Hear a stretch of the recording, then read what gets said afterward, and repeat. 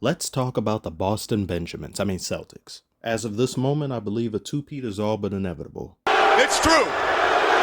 Don't make me say it again. Now, some of you may remember this video and think to yourself, oh, he's doing it again. No, this is different, I promise. Of the last 5 titles, 6 now including the Celtics, all were won by different teams. Now that you've assumed your thinking posture, your answer will now be, well, that's due to the newfound parity of the league. Good guess, but actually no. Kawhi was sent to Canada, got them pregnant, and dipped immediately after.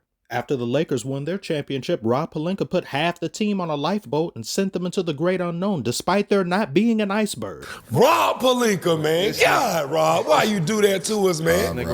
The Bucks, despite winning in 2021, were just outright bested by the Celtics in the following year in a great 7-game series. And every subsequent year after that, Giannis has unfortunately been injured in the playoffs. Warriors won in 2022, but Animal Control lost because the Warriors insisted upon domesticating a feral mule and let him hoof one of their star players. And rather than put him down, they thought it was wise to keep Darth Budo over their star player and sent their star player to the pet cemetery. And the Nuggets, after winning in 2023, drank a ton of milk of magnesia and shat all of their depth away. That and Jamal Murray has been looking very unfamiliar as of late. I don't know what's wrong with him. Murray has it.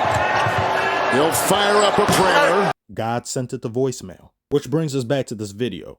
I was wrong about it, but I'd say it was due in half part because of my inability to grasp how big an effect this current CBA would have on teams throughout the league. The funny thing is, despite losing some depth, the loss wasn't entirely due to the lack of it, and more so the Nuggets just not playing well at all in the later stages of that Timberwolves series. Most of these teams mentioned, other than probably the Warriors, just because they're getting up there in age, in my opinion, had the ability to repeat, but in every single case had far too many personnel losses to make another run. Meanwhile, these Boston Bandits not only won the title, but managed to keep the entire team together. In this economy, the Avengers couldn't even do that. Quicksilver ejected himself from Game 7. Now, I would keep going, but I just came up with a video idea that incorporates that very thing having to do with Marvel, but in NBA terms. That'll come out soon. Going back to the Celtics, the worst part about them bringing everyone back is that they are a surefire ticket to the finals. Who was beating them in the East? The Bucks aren't doing that. The 76ers? No. Miami Heat gives Celtics PTSD, but the Celtics are just too talented at this point. If the Heat managed to get even 2 games off the Celtics in a 7-game series, that would be Nobel Prize worthy. With the brilliant moves the Knicks have been able to pull off these past few years, especially in this offseason, cultivating an identity and toughness similar to the Knicks in the 90s, Madison Square Garden has become a breeding ground for dogs wearing Timbs. I'd honestly give them the best shot out of all the top contenders in the East. Second, the 76ers, and then third, the Bucks. I've just lost a lot of confidence in the Bucks, but that'll be a video soon in and of itself. And I'm also picking the Knicks because I want that Knicks and Celtics series. Oh my God, the toxicity, the drama, the hatred, the malice. I need it. But what I don't need is another disappointing finals. I do not need that. However, that wasn't the worst finals matchup ever. There have been a lot of people saying that. I said that before, a few months ago while it was happening. That's a video too. That's like 3 videos and I haven't even finished this one. And you got the Celtics owner here selling the team only 2 weeks after they won the title. He announces he's selling the team. And he does so after having just bought all of this expensive shit. And he's leaving it to the next person. I don't even know how much money the Celtics are going for. The Federal Reserve might have to step in to foot the bill. And expensive as this feels and looks, they still aren't even the second highest team in terms of payroll in the league. They'll get there next year, but they'll still be second to Phoenix. My God, Phoenix, what the hell have you done to yourselves? I'm far more reserved in what I'm saying about the Celtics as opposed to the Nuggets, because I was saying the Nuggets were going to be the next dynasty. I will stop short of that and just say the Celtics, on paper, should repeat, because there's nothing really stopping them from doing so. They're too good of a team at this point.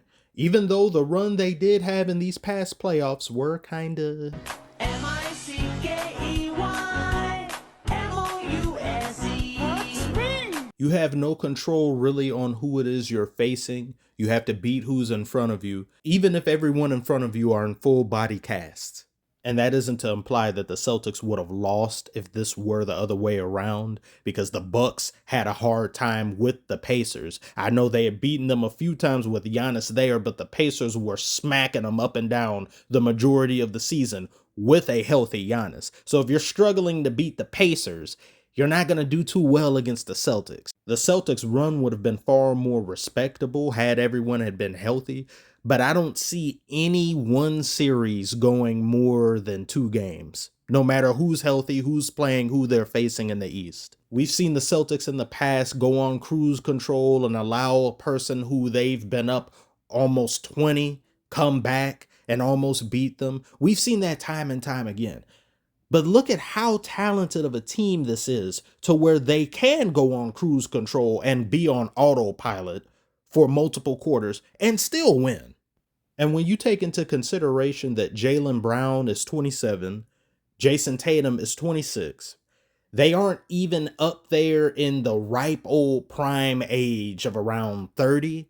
So you're going to have 3 to 4 more years each of them playing at a very high level, if not more than that, because we've seen players across the league who've been exemplary players, elite players, and Kevin Durant, LeBron, Steph Curry play as well as they did in their prime at the age of 34, 35, 36, which only adds in my comfortability of saying they can repeat. I know Al Horford isn't going to be there outside of this coming NBA season. Once the season is over, he may retire. You got a couple other auxiliary players who may not be there, but your primary core is intact. They're healthy and they're on the younger side, so they can contend into the foreseeable future. These are the very same things I thought the Nuggets were going to do. But for whatever reason, the Celtics can just keep everybody without losing anyone in free agency or in trades or salary cap. It just doesn't seem to apply to them.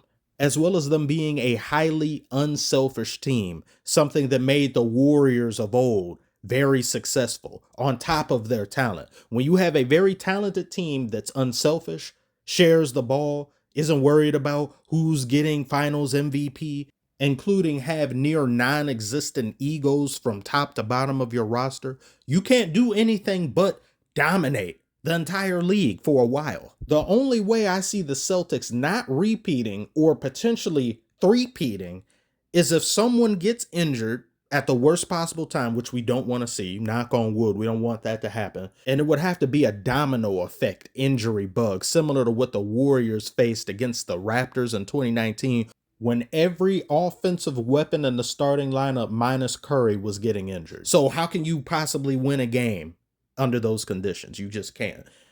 So other than the worst possible scenario, I just don't see any team being good enough to stop the Celtics. But you tell me if there's something I'm overlooking, or you think there's a team out there that can definitely beat them in a 7-game series. Enlighten me, educate me. And I want to thank you all so much for watching. Like and subscribe if you are new, and I will see you on the next one.